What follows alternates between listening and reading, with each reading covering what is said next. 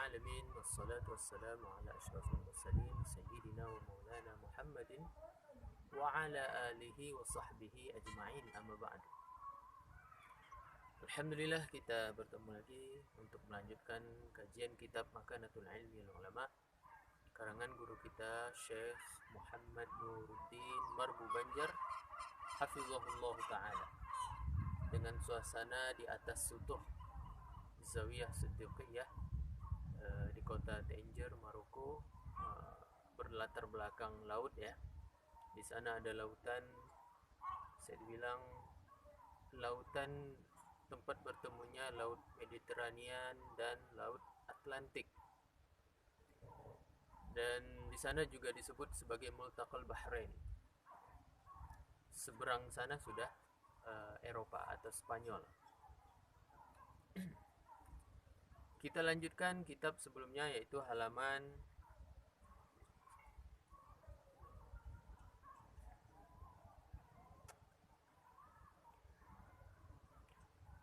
26. Halaman 26 yaitu hadis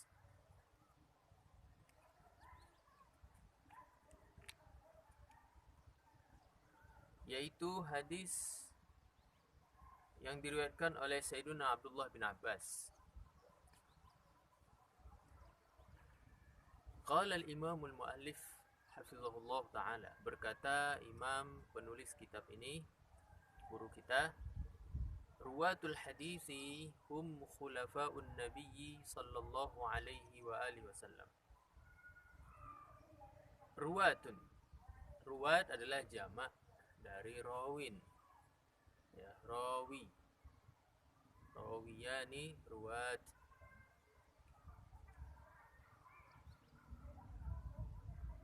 Para perawi hadis ya. Rawi itu adalah para perawi hadis. Rasulullah sallallahu alaihi wasallam adalah khalifahnya Rasul.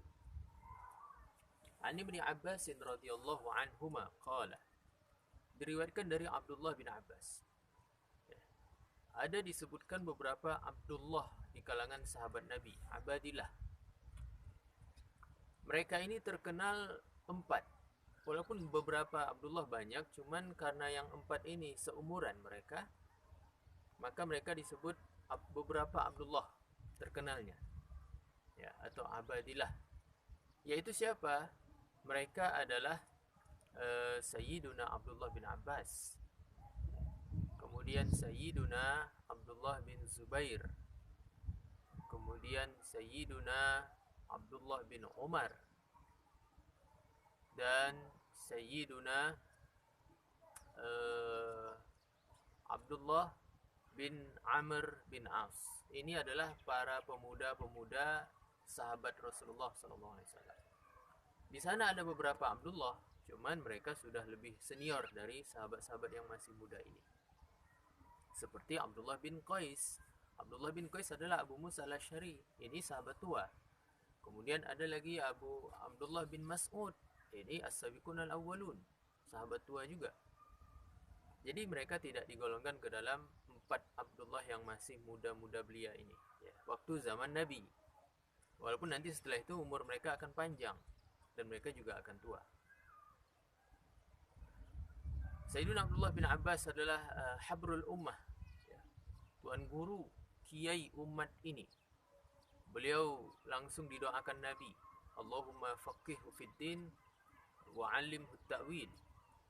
Ya Allah, berilah anak ini kefahaman dalam agama dan ajarkanlah dia ilmu tafsir Quran, ilmu ta'wil Quran. Dan Sayyiduna Abdullah bin Abbas adalah salah satu sahabat muda yang menjadi teladan bagi pemuda-pemuda di saat itu. Karena beliau walaupun masih muda belia, tapi ketika ada majelis-majelis musyawarah orang-orang tua, beliau diperkenankan untuk ikut sekali dalam majelis tersebut. Ini adalah keistimewaan beliau. Bahkan Sayyidina Umar sendiri ketika ada musyawarah itu, Sayyidina Abdullah dipanggil untuk ikut dalam majelis musyawarah tersebut. Sampai beberapa sahabat yang lain kadang merasa risih ya. Risihnya karena apa? Karena anak ini masih muda, kemudian sahabat yang lain juga mempunyai anak. Kenapa mereka tidak diperkenankan membawa anak-anak muda mereka? Jadi mereka sedikit bertanya kepada Sayyidina Umar. Kata Sayyidina Umar, oh anak muda ini beda. Makanya disitulah nanti ada terjadinya tanya jawab tentang masalah tafsir Al-Quran. Kisah itu masyhur. Kemudian Sayyidina Abdullah bin Abbas ini wafat pada tahun 68 Hijrah Nabi. Jadi setelah 4 khalifah, kemudian masuk zaman kerajaan, yaitu kerajaan Bani Umayyah, sampai di masa Marwan atau Abdul Malik bin Marwan ya, menjadi raja Bani Umayyah yang kelima atau yang keempat. Beliau berkata apa? Rasulullah SAW bersabda, Allahumma arham khulafai. Ya Allah, berilah kasih sayangmu untuk para khalifah-khalifahku. Qulna ya Rasulullah, kami berkata, ya Rasul, wa man khulafa'uk, siapa sebenarnya khalifah-khalifah Tuhan? Qala, beliau bersabda, allazina ya'tuna min ba'di yarwuna ahadisi wa yu'allimunaha an-nasa. Khalifah-khalifahku adalah orang-orang yang datang sepeninggalanku nanti, yang mana mereka meriwayatkan hadis-hadisku. Wa yu'allimunaha an-nas. Tidak hanya meriwayatkan, mereka juga menjadi mercusuar, menjadi pengajar ilmu-ilmu kepada para manusia. Nah, ini salah satu kriteria untuk menjadi khalifah-khalifah Rasulullah. Walaupun hadis ini hadis yang dhaif, ya, namun secara makna betul, karena orang-orang yang menjadi pewaris Rasulullah, pewaris ilmu Rasulullah SAW, dan orang-orang yang meriwayatkan hadis-hadis Rasulullah dan mengajarkan sunnah-sunnah Rasulullah kepada manusia, itu layak digelari sebagai khalifah. Khalifah itu artinya apa? Khalifah itu adalah pengganti setelah Rasul, pengganti dalam melanjutkan estafet dakwah, pengganti dalam melanjutkan bimbingan umat, pengganti dalam melanjutkan prototipe teladan bagi umat. Yang mana khalifah-khalifah Rasul ini, ulama-ulama ini, mereka meniru, ya, meneladani Rasulullah SAW, dan mereka mengajarkan tauladan itu kepada para manusia. Nah, ini maksudnya. Jadi luar biasa, orang-orang yang mengajarkan hadis Nabi, sunnah Nabi itu disebut sebagai khalifah, pengganti Rasulullah. Maksudnya apa? Penerus estafet dakwah ilmu dan sifat-sifat mulia Rasulullah sallallahu alaihi wasallam. Yang dengan itulah diwarisi kepada umat terus dari generasi ke generasi sampai di akhirat, sampai hari kiamat nanti. Akan tetap ada. La tazalu ta'ifatun min ummati.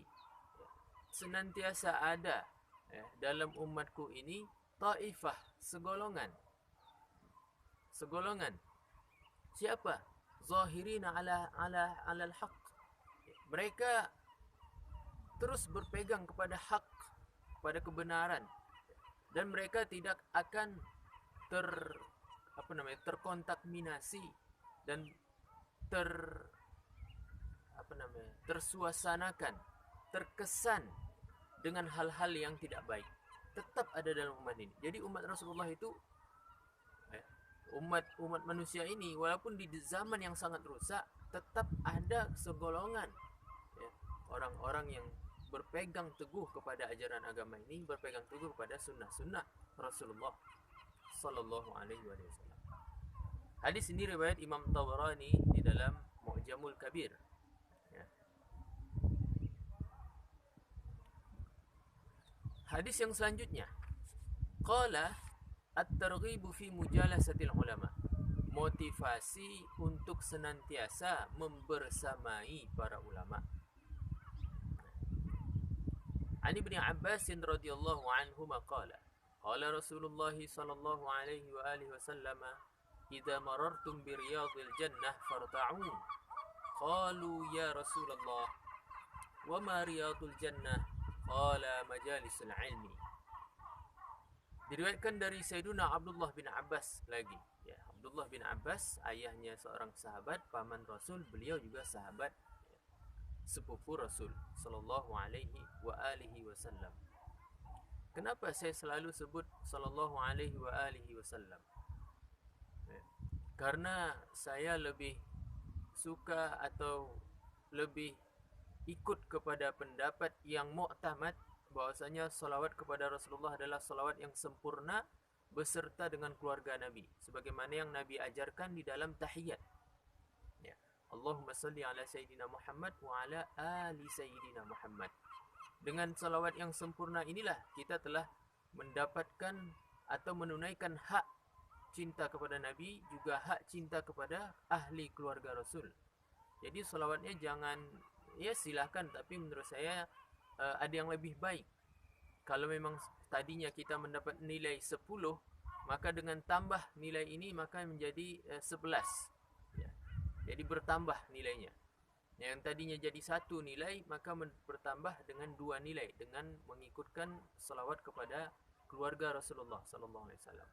Adapun salawat kepada sahabat dan orang-orang soleh, ya, misalnya begini, Allahumma salli ala Sayyidina Muhammadin wa ala ali Sayyidina Muhammadin wa ala alihi wa sahbihi wa man tabi'ahum bi ihsanin.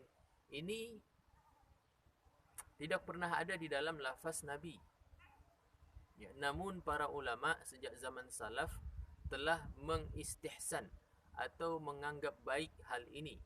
Jadi boleh-boleh saja, tapi tidak ada yang menselawati sahabat, itu enggak ada. Abu Bakar sallallahu alaihi wasallam itu tidak ada. Ya. Namun kalau diikutkan, ya, ilhaq, diikutkan kepada Ahlul Bait, kepada Nabi, maka boleh. Allahumma salli ala Sayyidina Muhammad wa ala alihi wa sahbihi. Seperti itu. Kepada sahabat, kepada keluarga Nabi, kepada sahabat Nabi, kepada orang soleh, kepada orang-orang yang mengikut sunnah-sunnah dan suri tauladan atau jalan mereka, maka itu boleh. Itu bagi salawat. Jadi Allahumma salli ala Sayyidina Muhammad wa ala ali Sayyidina Muhammad. Idza marartum bi riyadil jannah farta'u. Jikalau kalian, ya, melewati bi riyadil jannah, dengan taman-taman syurga. Riyad itu jamak atau plural dari raudhah. Raudhatun, raudhatani, riyadun. Ya, artinya taman-taman syurga. Farta'u, maka mampirlah kalian, singgahlah kalian. Rasulullah mensifati taman-taman syurga. Artinya apa? Di dunia ini ada ternyata suatu kondisi, suatu tempat yang menjadi taman-tamannya syurga. Nah, ini kita buat penasaran. Padahal kita belum ada di surga. Padahal dunia ini masih di dunia. Ya. Dan kalau dibanding-bandingkan, nggak ada bandingannya surga itu dengan dunia. Nggak ada bandingannya. Nggak ada bandingan. Tiada tandingan. Mala ainun ra'at, wala udhunun sami'at, wala khatara ala qalbi basharin. Ya. Surga itu sesuatu yang tak pernah terlihat, sesuatu yang tak pernah terdengar, dan sesuatu yang tak pernah terlintas sedikit pun di dalam benak manusia. Nah, itu adalah benda-benda surga. Nah, kita hanya tahu nama, tapi kita tidak tahu bagaimana kondisi sebenar, hakikatnya di sana. Ya, jadi memang a'adatu li'ibadiyas salihin. Allah telah persiapkan bagi hamba-hambanya yang saleh itu tadi. Tak pernah terlihat, tak pernah terdengar, tak pernah terlintas. Subhanallah. Ini adalah nikmat yang sangat-sangat hebat. Ya. Kalau di dunia ini mungkin ya, kalau dahulu orang tidak pernah melihat HP. Ini nikmat HP. Nah, sekarang sudah mereka lihat. Mungkin begitu kita. Kita tidak pernah tahu dengan namanya mungkin dulu HP. Tapi setelah tahu, Masya Allah, ini dia, banyak manfaatnya. Begitu pula nanti ketika di surga. Kita tidak pernah tahu bagaimana buah-buahan, hanya disebut nama saja. Ya, ada namanya fawakih, ada namanya rumman, buah delima, ada anggur, ada susu. Tapi hakikat dari benda yang bernama seperti nama di dunia ini itu kita tidak tahu.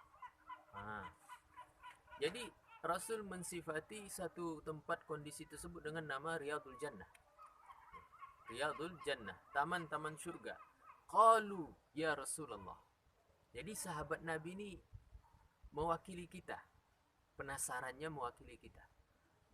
Para sahabat bertanya, ya Rasul, wa ma Riyadul Jannah?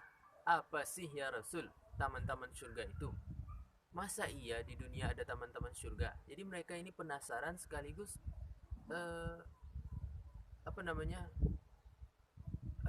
seolah-olah merasa aneh gitu. Masa sih gitu. Qala majalisul ilmi. Rasulullah katakan ada. Apa itu? Majalisul ilmi. Majlis-majlisnya ilmu agama. Dalam riwayat yang lain, ini hadisnya riwayat Imam Tabarani di dalam Mu'jamul Kabir. Namun ada riwayat yang lain, itu sahih hadisnya, disebutkan idza marartum bi riyadil jannah farta'u. Qalu wa ma riyadul jannah ya Rasulullah? Qala hilakul zikri. Itu hadis yang sahih. Rasulullah bersabda, yang disebut dengan taman-taman surga tadi adalah hilakul zikri. Hilak itu artinya halaqah. Halaqatun halaqatani hilakun. Ya. Jangan salah baca. Nanti dia baca halquz zakari. Itu kacau nanti. Ya. Hilakul zikri. Hilaku az-zikri, yaitu halaqah-halaqah, majlis-majlis zikir. Ulama menyebutkan sebagaimana disebutkan oleh Sayyiduna Abdullah bin Mas'ud dalam menafsirkan menjelaskan hadis ini, hadis tentang hilakul zikri, maksudnya apa? Halaqah-halaqah zikir adalah halaqah-halaqah yang di dalamnya disebut ayat-ayat Al-Quran, disebut hukum hakam, disebut hadis-hadis Rasulullah. Ini kalau tak lain dan tak bukan, ini adalah majelis-majelis ilmu. Jadi ada khusus halaqah zikir, ya, halaqah zikir, orang-orang yang berzikir, betul. Ini termasuk ke dalam Riyadul Jannah, ya, termasuk ke dalam taman-taman surga. Namun ada yang lebih lebih umum daripada itu, yaitu setiap majelis ilmu yang di dalamnya ada ayat Allah, ada sunnah-sunnah Rasulullah, hadis-hadis Rasulullah, ada kebaikan-kebaikan, majelis nasihat, majelis mau'izah hasanah, maka itu dikategorikan ke dalam Riyadul Jannah, taman-taman surga. Subhanallah, ini di dunia kita sudah bisa masuk ke dalam taman-taman surga. Maka semakin orang sering-sering mampir di taman-taman surga dunia, insya Allah tafa'ul hasan, sebagai bentuk optimisme, sebagai bentuk doa, ya, doa dengan sikap, dengan perbuatannya sering hadir di majelis ilmu, maka insya Allah dia pun nanti akan hadir, dia pun nanti akan merasakan, dia pun nanti akan berada di dalam taman-taman surga yang sesungguhnya di akhirat kelak, insya Allah. Jadi jangan tidak mampir. Ini Rasulullah suruh mampir, ya. Hadis, yaitu riwayat dari masih dengan tema at-targhib fi mujalasatil ulama, motivasi untuk selalu bersama para ulama. Disebutkan dari riwayat Abi Umamah, Abu Umamah Al-Bahili, kita tahu siapa beliau, sering kita sebut, ini namanya Sudai bin Ajlan, yang wafat pada tahun 86 Hijrah Nabi, meriwayatkan hadis sekitar 250 hadis daripada Rasulullah SAW. Beliau berkata apa? Qala Rasulullah sallallahu alaihi wasallam. Rasulullah sallallahu alaihi wasallam bersabda, Inna Luqman qala li ibnihi, sesungguhnya Luqman qala berkata kepada anaknya, ya bunayya, wahai anakku. Luqmanul Hakim, ya, seorang yang di dalam kitab tafsir disebutkan fisik beliau ini tidaklah putih, sangat-sangat tidak putih, wajahnya sangat-sangat tidak ganteng, bibirnya tebal, Namun Masya Allah, kenapa nama beliau direkam, ucapan beliau direkam dalam Al-Quran, nama beliau diabadikan menjadi surah dalam Al-Quran, surah Luqman. Sebuah ayat menyatakan, wa idh qala Luqmanu libnihi wa huwa ya'idhuhu ya bunayya la tusyrik billah inna syirka la zulmun azim. Wahai anakku, jangan engkau mensyirikkan Allah, sesungguhnya syirik itu adalah sebuah kezaliman yang sangat amat besar. Sayyidina Luqman disebutkan adalah seorang murid dari 1000 para malaikat, para nabi. Jadi gurunya sampai 1000. Dan salah satunya adalah seorang rasul yang bernama Sayyiduna Daud alaihissalam. Itu guru daripada Luqmanul Hakim. Jadi subhanallah, Sayyiduna Luqman ini hebat betul beliau. Ya. Ingatlah bahwasanya kemuliaan di sisi Allah itu bukan digapai dengan pangkat jabatan tahta, dengan istri yang cantik, dengan wajah yang elok menawan. Namun ketakwaan adalah dengan kemuliaan itu adalah dengan takwa. Ya, takwa di hati. At-taqwa hahuna, takwa itu ada di dada, di hati kita. Semakin banyak takwa seseorang, semakin dekat dia dengan Allah. Dan Sayyiduna Luqman adalah satu contoh bagi kita, ya, bagaimana beliau bisa mendapat kedudukan yang sangat tinggi di sisi Allah dengan kondisi beliau yang seperti itu. Ya, itulah hebatnya Sayyiduna Luqman Al-Hakim. Oleh karena itu, sekali-kali jangan kita memandang fisik seseorang, apalagi dalam rangka untuk menggapai takwa di hadapan Allah. Jadi beliau berkata, berpesan kepada anaknya, alaika bimujalasatil ulama, hendaklah engkau wahai anakku selalu duduk dengan para ulama, membersamai para ulama. Ya. Wasma' kalamal hukama, dan dengarkan baik-baik nasihat ucapan para ahli hikmah, orang-orang yang bijak. Fa innallaha la yuhyil qalbal mayyita binuril hikmah, sesungguhnya Allah menghidupkan hati seorang yang mati atau hati yang mati dari seseorang itu dengan apa? Binuril hikmah, dengan adanya nur hikmah. Kama yuhyil ardal maitata biwabilil matar, sebagaimana Allah menghidupkan tanah yang tandus, tanah yang kering kerontang, itu dengan apa? Dengan curahan hujan yang banyak. Ingatlah wahai sahabat, ya, hati kita ini kadang-kadang mati. Mati dengan apa? Dengan benda dunia, dengan tertawa terbahak-bahak, dengan berbagai macam gurauan. Dan cara menghidupkannya adalah dengan mendengarkan kisah para ulama, duduk dengan para ulama, ya, selalu dengan ulama, mendengarkan nasihat-nasihat agama. Itulah dengan hati itu menjadi hidup. Kalau kita tidak seperti itu, maka hati itu akan mati. Ya. Oleh karena itu, sebaiknya bagi kita selalu duduk dengan para ulama, bela ulama. Kita zaman sekarang ini zaman kacau. Ulama itu kadang dijadikan musuh, ya, tidak membela para ulama. Ini terbalik. Pada Rasulullah SAW suruh untuk bela, untuk selalu untuk bersama para ulama. Ya, ulama yang kita ketahui yang mereka tidak mencintai dunia, ulama yang memang ditiru, digugu dan ditiru, menjadi guru, menjadi contoh tauladan bagi kita. Ini yang kita sedikit atau lupa dengan hal ini. Oleh karena itu, jangan sampai dunia menghitamkan hati kita. Hati kita itu akan mati, hitam dia. Karena apa? Karena adanya nuqtatun sauda. Ya.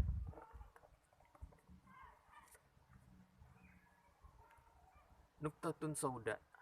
Apa itu nuqtatun sauda? Nuqtatun sauda adalah hati atau maksiat yang dilakukan, kemudian dia tidak bertaubat, maka disitulah hati akan mati, akan hitam. Hitam seperti titik menghitami hati. Sedikit demi sedikit, betul. Namun lama-lama dia menjadi bukit, hitamnya akan besar. Hati itu lebih bening daripada kaca. Kalau kaca saja, ya, lama-lama akan menghitam, maka begitu pula lah hati. Dan akan sulit ketika hati sudah hitam. Ya.